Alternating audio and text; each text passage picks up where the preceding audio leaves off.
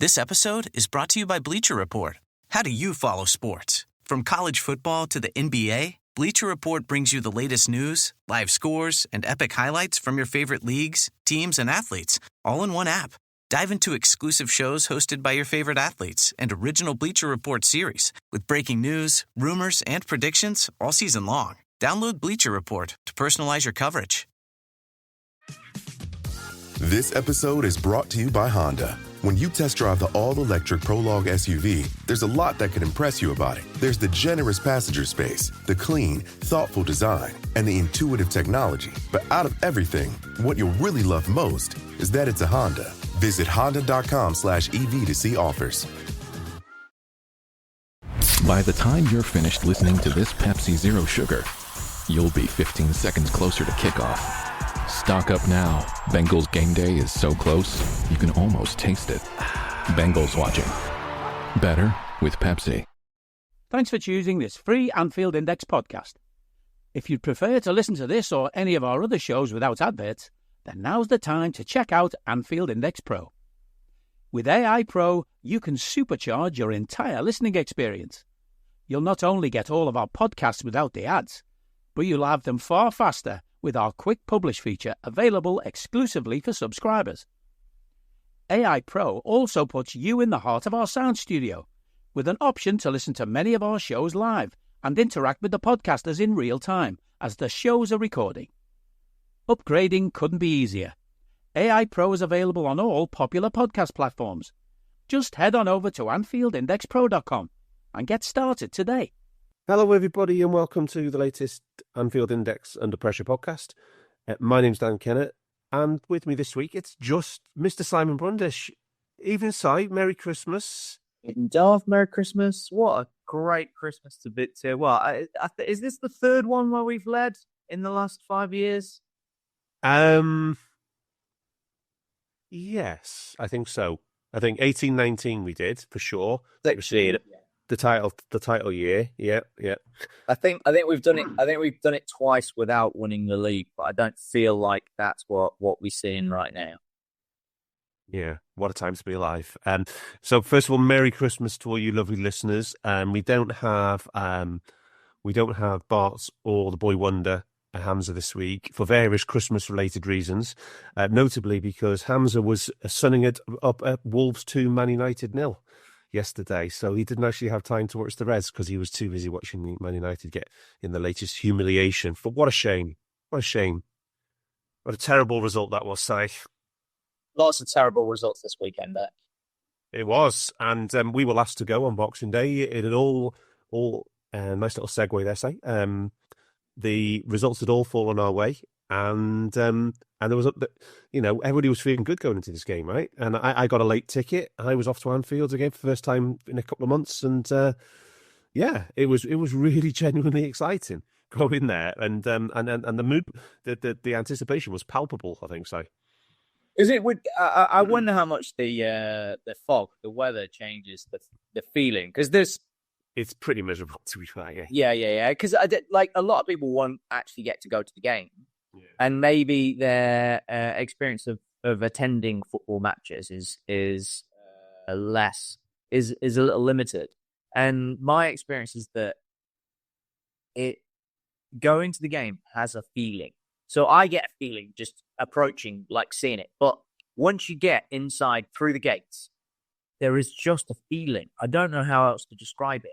And you could tell sometimes it's noise. I don't know what it is, but like sometimes there is a feeling that is different than others. Sometimes it's really positive. Sometimes you walk in and go, what is going on? Like there's it feels empty or something. When it's not, same number of people there, one way or the other. And I just wondered, because it was really cold and foggy, if that affected the mood of the evening. No, I think it was generally miserable. But the visibility was fine. It was just like in the good old days, when in the European nights when we get a goal against a big team and there'd be loads of flares going off, and it's like that when the flares were clear. It was that level of there was that smoky thing going on with it, but you could still see absolutely fine. It didn't inhibit the pitch. No, not at all. But I got the impression that everybody was going there with the thing that the results are going our way. This is our time. This is our, this is our season now, kind of thing. And there was a lot of optimism, I think, going round. So should we start? Should we start with our team selection, Si? Because this was we're back. This is the norm. We're back in the swing of things, right? 2-3 changes seems to be the standard now. So Premier League to Premier League, we're making 2 changes, 3 changes, 2 changes, 2 changes. It looks like we had 6 a couple of times, but that's coming off the back of EFL or Champions League games. But largely, it's the slot average is 2.1 changes per game. So this is kind of where I see his tactics playing out. We do have one more game, 4 days time, and then there's a week off.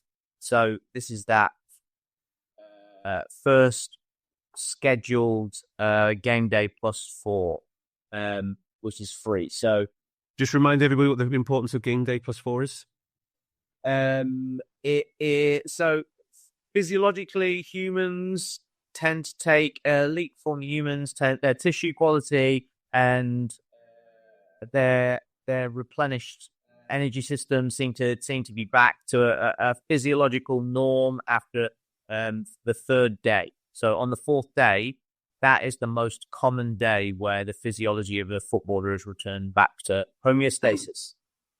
Nice. Yeah. So this is what you want for a full recovery from any kind of fatigue and all that kind of thing, yeah? Yeah. So a player's fit and fresh to train. So when you have 4 days, if you've got 5, which is great, then you can, instead of game day +1, which will be, I don't know why we're doing fatigue index at this point, game day +1, if you've had multiple games that week, you are probably doing an active recovery, or if you're on the back to back weeks, can be off. Game day +2 will be a much more deeper active recovery. Game day +3 will be how it's working with us is match day. Mostly is back into a match day, or it will be start to embed some kind of tactical walkthrough in, but you can't put any significant high intensity training or. So it can't be high intensity, which is going to drive fitness, as you would know it.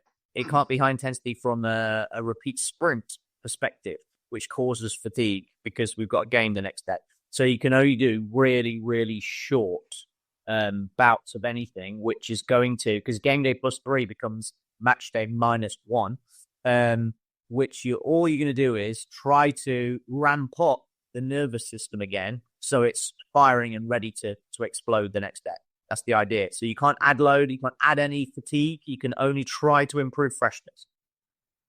So at this point, it's a good idea. And maybe we can, on game day +4, when you don't have a match the next day, you can actually do real training. So you can have like 11 on 11 match day situations and start to develop practice, to develop patterns, that kind of thing. And to actually have one of those in around the Christmas and New Year period, that seems very unusual to me. Is it just the way the days of the week have fallen, or is it pretty much the same for everybody?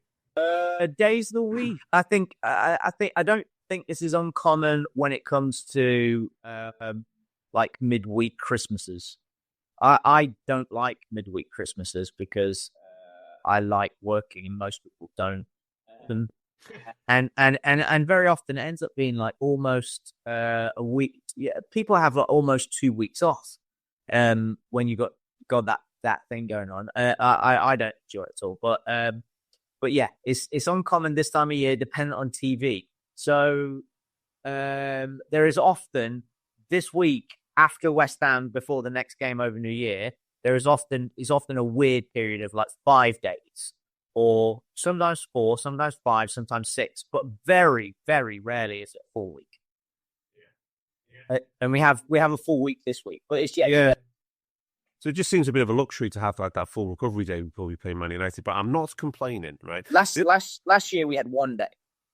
In 22 we had 1 day. It was literally 2 games in 3 days, wasn't it? 2 days, 3 games, and that's happened 3 times in 6 years. That's just mental. Do you remember the Lallana thing?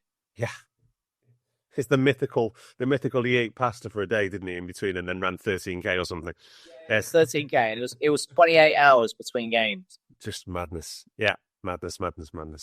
Yes. But what I wanted to say was 17 games in the Premier League side, 17 starts for Virgil van Dijk, Ryan Gravenberch, and Mo Salah. 15 starts for Trent, 15 for Robbo, 14 for Matt. These are great numbers in terms of, you know, getting continuity of selection in the big players. And this is someone we've had a few injuries. I mean, Abu's now down to 11 starts in the league now out of 17. But, you know, to get 7 or 8 players with, you know, 85%, maybe even 90% of the starts, it's still pretty fantastic going, isn't it? Yeah. So we currently have Trent, Robbo, Virgil, Grav, Zobo, Mo have played 75% or more of Premier League minutes. Yeah. And Mac has played 73. Yeah. So Curtis, it looks like they're very similar from an appearance perspective, Curtis and Zobo. They look like they've almost been interchangeable, but it's not close when it comes to the series games. Like, yeah, Zobo's played twice as much as Curtis. He has been in. Yeah. So, but I think the key is that continuity of selection, and you may hear the media talking about this being a low quality Premier League edition and all this. Don't believe the hype, people. We're on to pace for 94 points, and you can't fluke 94 points. You can only get 94 points by being world fucking class. So, so when people are talking about it being a low quality edition, just fucking give them play the world's smallest miniature violin, please, very very loudly for them. Darth, it'd be interesting, right? What? I know we're just chatting away here, but we've done lots of pods in the last 3 weeks. What would be your opinion on the quality of the league? Because I typically am critical of the media's perspective on the Premier League. But I think this might be one of the strongest ever Premier Leagues.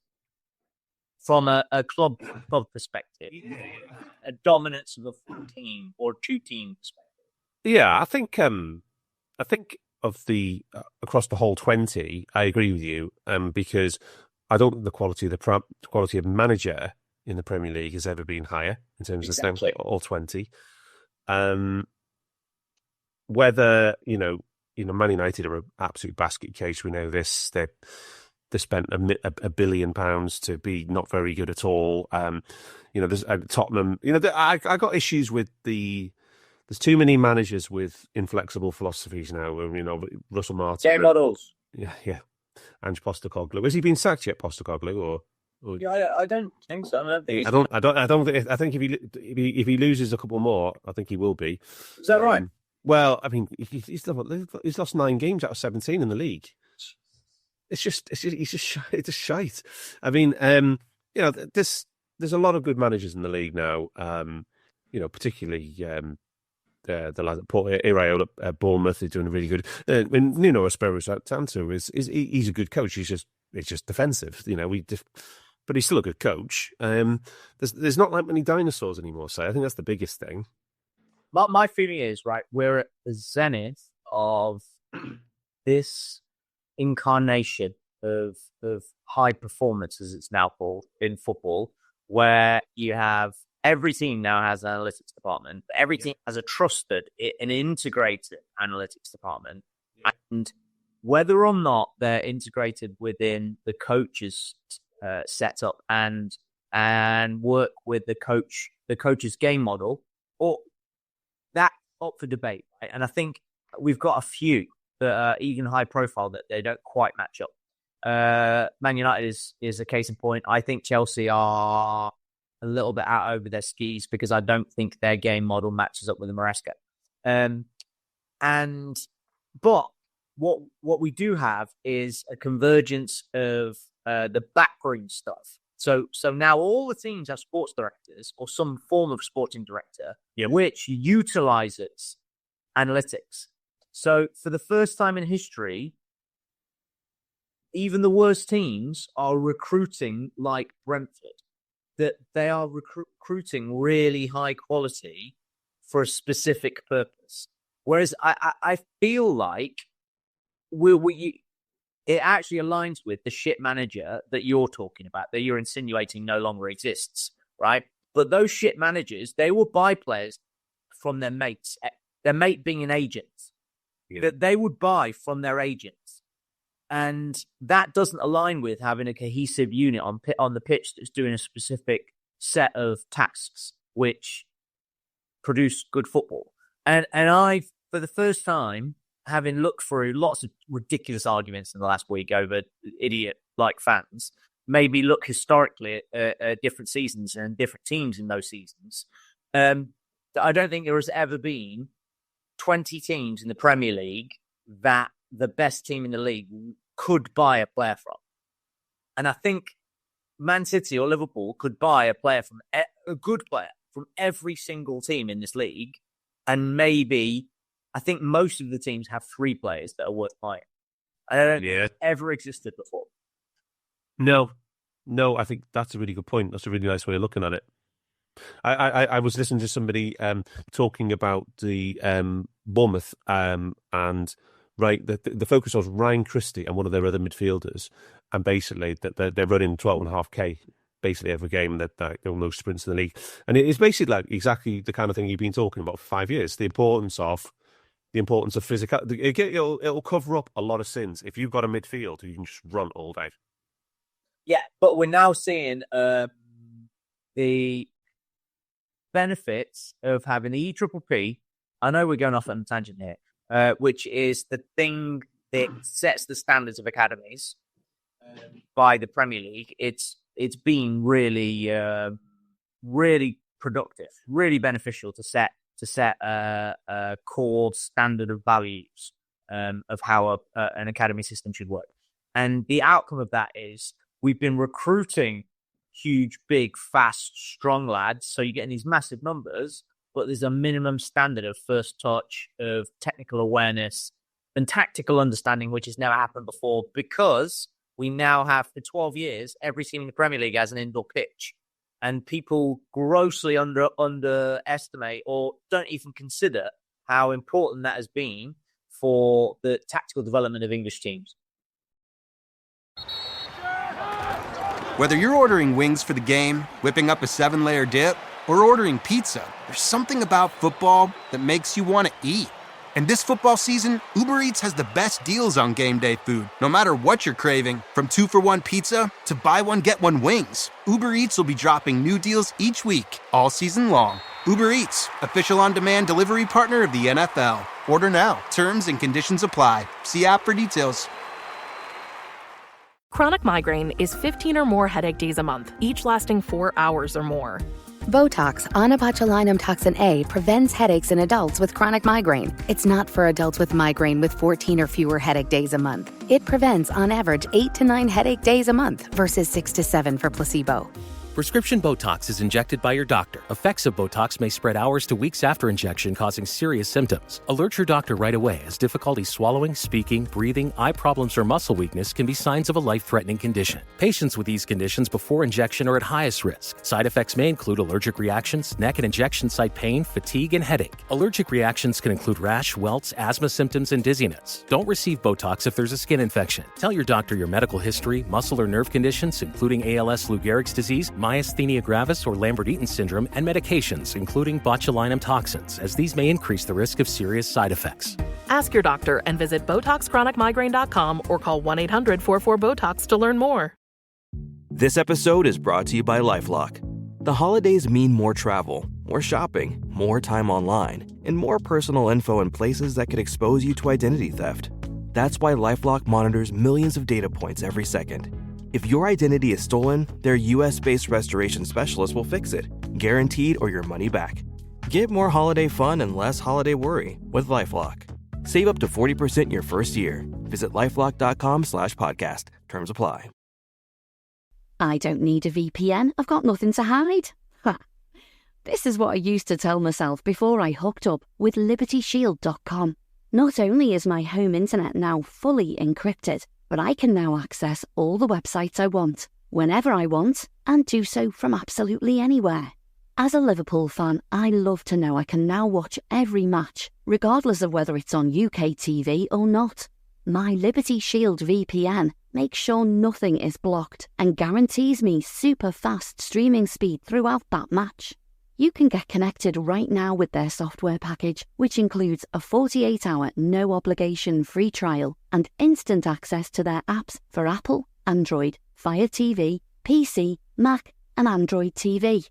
Or go a step further like I have and get one of their pre-configured VPN routers. These small but powerful devices allow you to easily connect every device in your home to VPN, making it the perfect solution for smart TVs, Mac boxes and games consoles.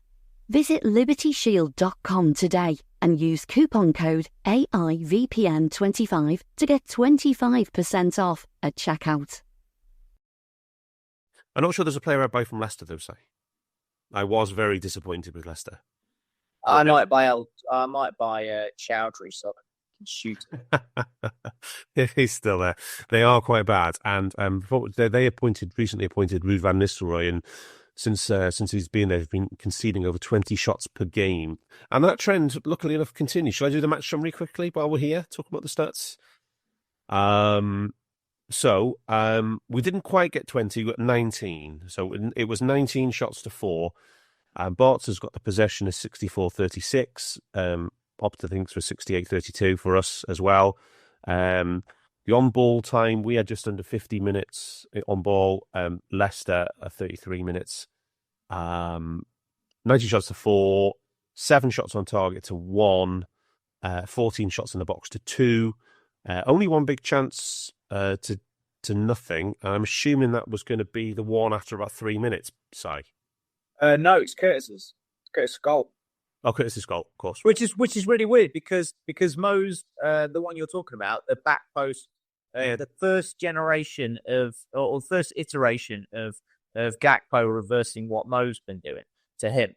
It was a 0.37 XG. But not a big chance. Weird. That's just weird.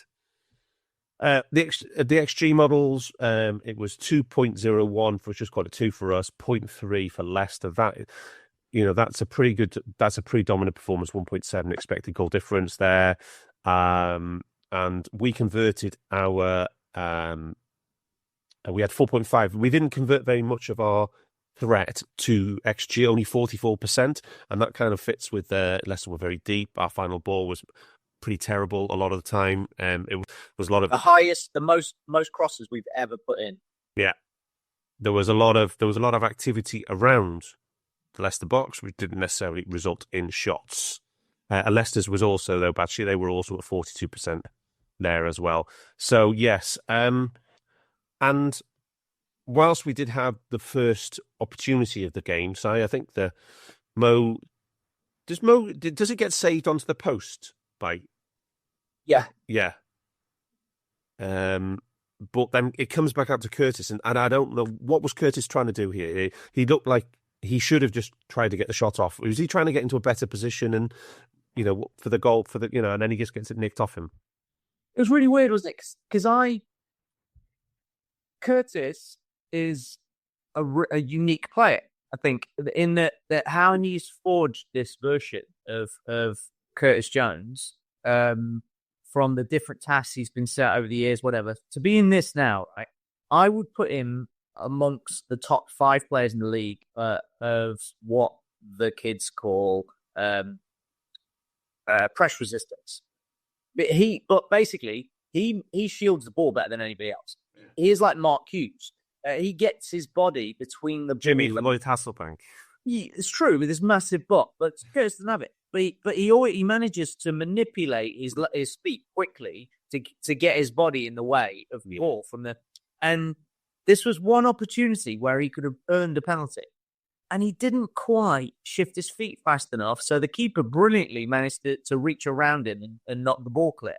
But I don't know what he was doing. He was caught maybe in two minds of holding it, swiveling to go near post, or whether he's going to try and lay it off. I'm not sure, but he got caught, didn't he? Yeah, and then very annoyingly, Leicester's first major attack. First touch and a half. Ends up in a really cheap goal.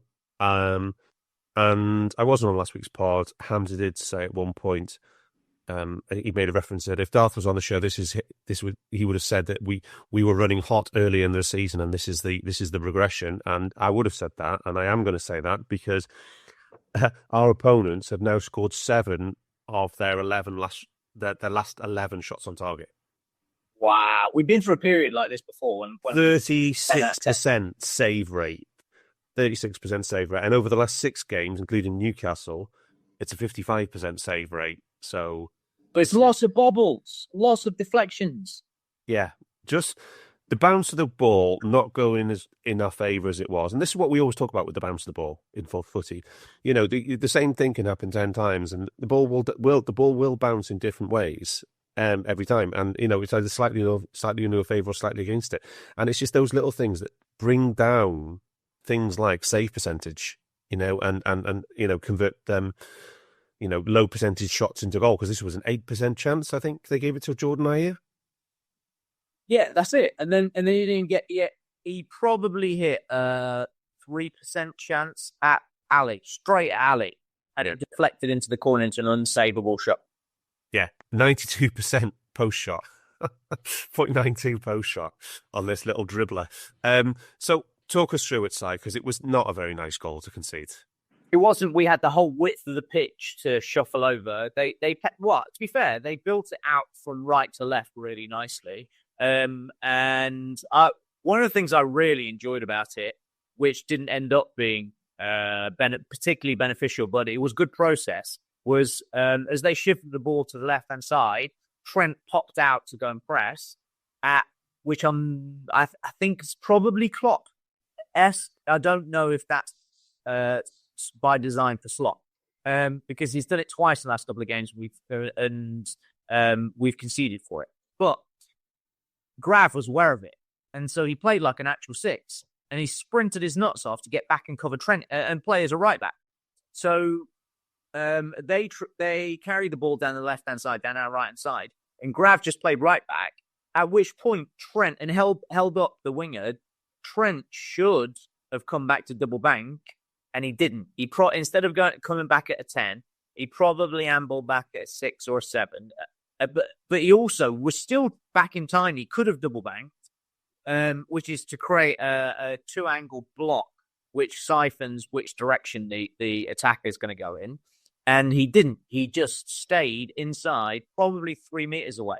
So he at no point covered Grav's shoulder, so he had to guard inside and outside, which is really hard to do, which just makes the attacker's job easier, because he can twist him which way he wants to go.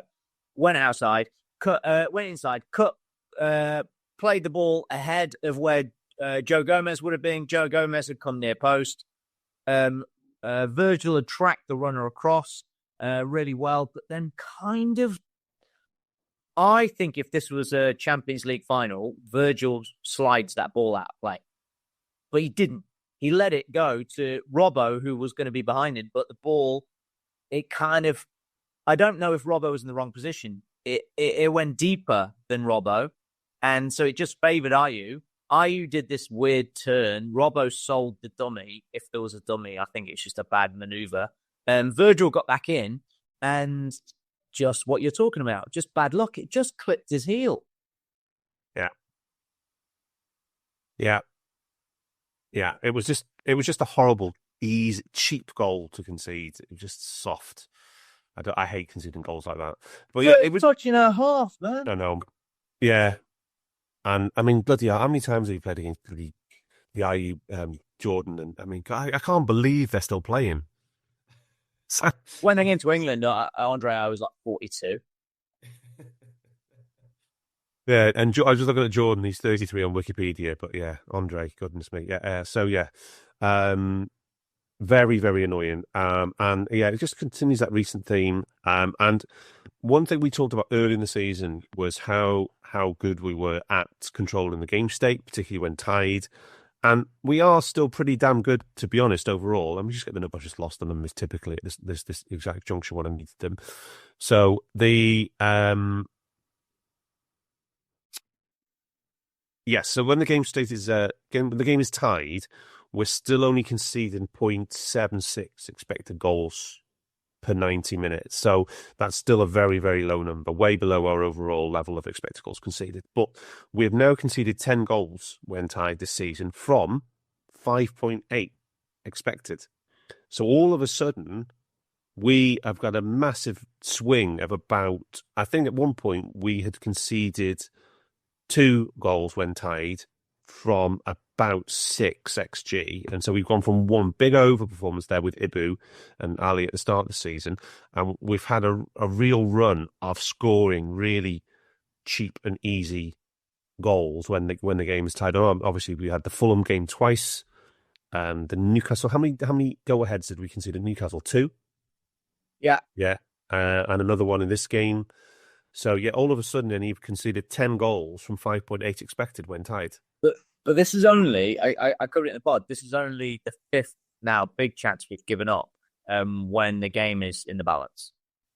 Yeah, so we've given up 9, but no, we've given up 8, but 3 of them were when the game didn't matter, when we'd already won. But so this is 5 in 5 games now. Yeah. Like one big chance of game is fine. They just happen to be going in. Well, yeah, and then I mean, like the Hudson-Odoi one early in the season, that was a very slim XG chance, about 0.06, I think. Yeah. Jordan Ayew's this game was 0.08. One of the Fulham goals was quite low. The first one, that deflected one, the Pereira on 0.1. I'm looking at Maddison's outside the box. Yeah, one of the Newcastle goals was quite low as well. Yeah, Isak, because it was from outside the box, wasn't it? 0.4% chance as well. Yeah, so we've conceded an unusual number of very low percentage XG chances, but the little deflections and stuff like that will do that to you. So conversely, say, we are due a period of, maybe getting a bit meaner again, but the question that everybody's asking is how much of it is just to do with Ibu Konate? I'd say we've discussed this. I don't think it's very much to do with Ibu at all. In this situation, I don't think Ibu does anything different to Joe Gomez in the positionally. Joe Gomez was in the right position, so he would have just been bypassed. And then he's too far away from doing anything about the goal. Like Ibu is a master of bailing himself out. He didn't do anything wrong to be bailed out for in this instance. So I think the biggest influence in all of this is that we've had one left back making positional and then mental errors. We had one goalkeeper throw 2 goals in, and then we've had 4 big deflected goals. Yeah. So we can talk up Ibu as I would question whether Ibu has maybe changed the momentum of games with how he would have been positioned. So maybe a team built up a swell of threats down our right hand side at some points that Ibu would have quelled before a goal occurred. But the actual goal incidents, I think there's only one out of them that Ibu would have had a significant role in preventing. Yeah, and obviously in this game as well, 44% of Leicester's attacks down their left-hand side as well. So not quite 50 like in some of the recent games, but 4th game in a row where the majority of the opposition's attacks have come down their left. So I thought Joe Gomez was great. I think it's 2 games in a row where I think he's been vying for man of the match. Okay. The thing which annoyed me actually with Joe this game was some of his loose passing, and it piped the pitch. Which he caused. There was 3 counter attacks in the first half, which he directly caused, and then he had to do 60-meter sprint back to recover from because of a sloppy goal. Yeah, in an attacking situation. But yeah, I would have Ibu. I would have Joe Gomez technically better than Ibu. What do you think? I would just simply say, as an all-round defender, I think Konate is very, very close to being world class, if not actually world class. Because obviously world class, you can only have 3 probably at that position in the world at the time. He's very close to it. And whilst I think Joe Gomez is a very, very good defender. I just think, I think Konate is a clear step above, in my opinion. I just talking from a profile perspective. I think Joe's better on the ball. Yeah, probably, but I don't value that. But as a big, I don't disagree, and particularly I think there have been periods of this season where he has been a dominant figure, and Joe Gomez isn't a dominant centre back. No, it's not.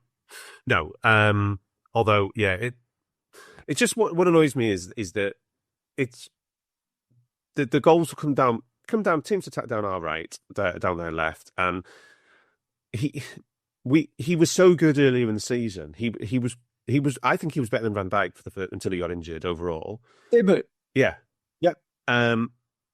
You've talked about it on a couple of pods that teams are actually attacking us down more Robbo and Van Dijk's side because like Konate is literally a wall at that point. He was like, I saw an opposition fan on Blue Sky saying that, you can't beat Van Dijk in the air, you can't beat Konate on the ground. It's fucking a nightmare. Yeah, it makes sense. But I would also, I think we're wrong to not point out that Trent had been brilliant defensively this season, and I don't even think he's been better. I think he's been the best right back in the country, like defensively. If you take out his crosses, I think he's been brilliant at right back, and I think twice in the last. I think since he's come back from injury, he's not been that bad. Yeah, I agree. I mean, I think we highlighted it a number of times in August and September how the volume of recovery sprints he was doing, and we remarked him because it's something we didn't see that much last season from Trent, and you called him out on a couple of times for being, on this. But I think since he actually got the hammy, I don't think we've seen that very much at all. Yeah, you asked me about is his fitness, injury, is it playing a role in this? And I wonder if it's actually psychological. So yeah, it could. Does he not want to go full gun on the sprint? Yeah. I think that's very possible. I don't. Now we've discussed it, and you've just brought it up again. I don't remember him full out sprinting since he came. You said because I'm sure when he just did the goal, I'm sure you said it was like 60%, 80%. Run back, That's exactly that. Yeah, he just didn't sprint. He chose not to. And 2 games. So like more of like a high intensity run rather than a sprint. Yeah. So there are specific thresholds. 7 meters per second is high intensity. 9 meters per second is a sprint. So yeah, he's in between those two. So it would be anything up to basically 29 kilometers an hour is a high intensity run. So it's just a fast-ish run, but nowhere near. That's so sure. Yeah, John Terry was 29 kilometers an hour. Yeah, wow. But I think we just got to face it though. We are in the grind of the season, right? And the season has been unprecedented. In every, game, Saturday, Wednesday, Saturday for 3 months already, 3.5 days. So we're not going to be at the same level we were at for the first 2 months of the season because we're carrying more fatigue. We've got more injuries as a thing, and I definitely think we will improve defensively again with Konate. I really do, and whether that improves the save percentage as well. Coincidentally, I know it was one of those. I think it's going to be one of those things. It's going to be hard to argue against that, because we will improve as a team when Konate gets back. But we shall see. Should we talk about how we came back in this game side? Yeah, it was really boring for a long period of time, wasn't it? It was like it was played in like a 30-meter section of the pitch. They just they had no intention of having of giving us the ball, but also in the 39 minutes between their goal and half time being blown, that the ball was in play for 26 of them. Their time wasting was something else in that first half.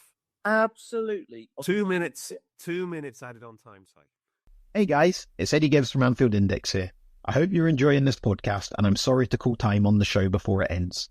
In the current climate, it's tougher than ever before to offer podcasts for free. At Anfield Index, we produce over 75 free shows every month, which I'm confident is unparalleled in the LFC sphere. Whilst we'd love to offer everything for free, the production costs now make this impossible. That said, we don't want to follow the model of other channels and lock all of our content behind a paywall. So what we've decided to do is to continue offering every show for free, but cut that offering to 30 minutes on our longer shows.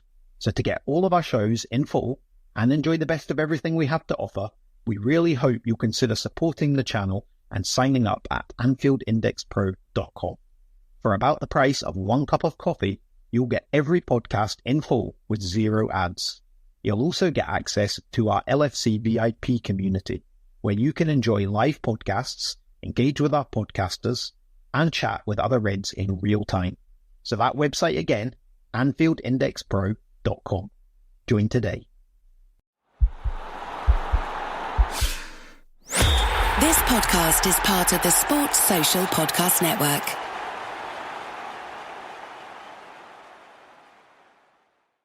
The best New Year's deals are happening now at Tanger Outlets. Celebrate with up to 70% off savings from Nike Factory Store, Coach, Michael Kors, Under Armour, Polo Ralph Lauren, Kate Spade New York, and so many more. From activewear to accessories, beauty and apparel, find everything you're looking for to kickstart the new year. The clock is ticking. Hurry into Tanger Outlets to save more. Hundreds of brands, unbeatable value. Plan your trip at Tanger.com.